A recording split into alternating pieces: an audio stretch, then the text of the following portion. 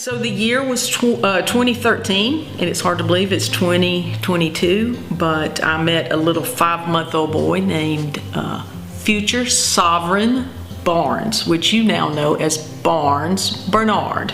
And how that name change came about is truly a miracle to me, and I'm thankful for it, because 3 days later I met this 5-month-old boy's brother at his birthday party. He was with a foster family who we still love, and I was able to meet Legend Lee Barnes, who is now, as you know him, Legend Barnes Bernard. And so I now have a almost 12-year-old and a 9-year-old. The 9-year-old, who is now Barnes, is a self-proclaimed playground protector of all children. So if you're at Hillcrest Elementary, or if your child's at Hillcrest Elementary, they are safe on the playground. Legend is at IA Lewis, and he is doing great with the trombone in band, and a wizard at math. He also reads like nobody's business. I feel very, very fortunate that God worked through my whole entire life, even though I had nothing planned, and even though I didn't know where He was taking me. I didn't fret about it. I don't know why, because I'm a fretter. But I think some of that comes from the fact that I was the oldest girl in a family of 8. And from the time I can remember, I helped with my 2 little sisters that I thought were my little baby dolls, my real life baby dolls. They were the youngest of the family, so I really developed very young a love for kids, and an understanding, I think, that what you put into kids really was an investment, and the payoff was amazing. So after I left a big old household of 8 kids, I moved to Ruston, Louisiana from Natchitoches, where I grew up, and started attending Louisiana Tech. Had a blast. But I did kind of start noticing that what are my skills? What have I got to, and it wasn't school. I knew it wasn't school.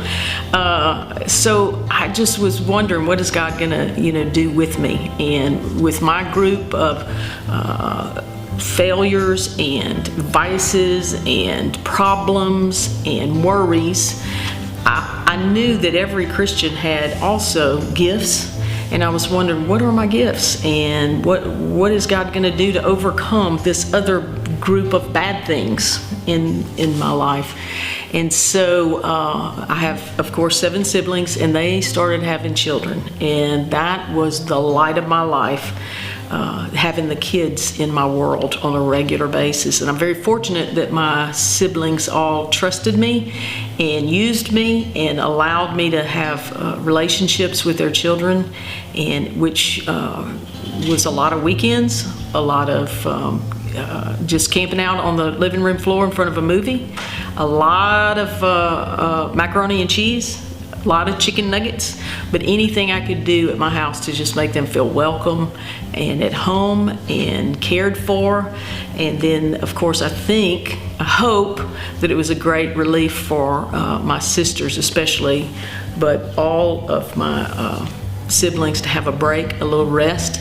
But we did that often, and I am now the recipient of the love and friendships of those children that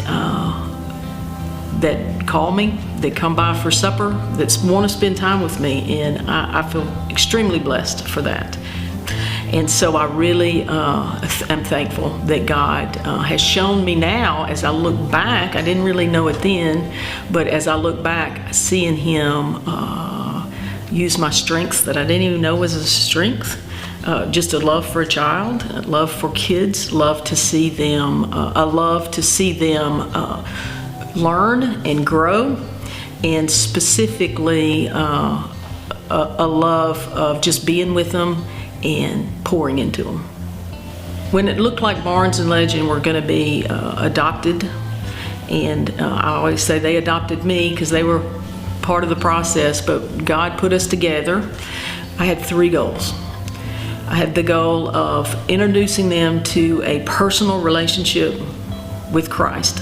Not just church trips or youth trips, but a personal relationship, which starts in this room right here. And the second one was to make sure that they understood that we're family, and family is forever. And not only just our family, the 3 of us, but my extended family and my church family and my city or community family. So it's just amazing to see how God has just worked all of this together and made us a community that are raising boys. But I feel so privileged that I was the one that they chose to be mom. And I still sometimes, when they are far away in the house and I hear mom, that just still thrills my heart. But another thing that absolutely thrills my heart is to hear those 2 boys who were living apart before God put us together, giggling and working out a problem, working out a fun thing to do. But that giggle, I'll just stop whatever I'm doing and just soak in those giggles of 2 boys that may never have been in the same home had God not placed us all together.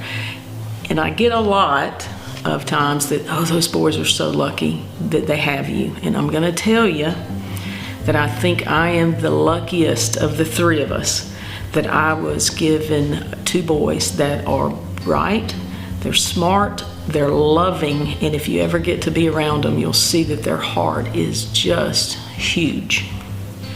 So on Mother's Day, the thing I would love to say is that God gave me a great gift of love with 2 boys, and He made me a mom when I never really thought I would be a mom, and it's a beautiful, wonderful thing that I thank Him for every day.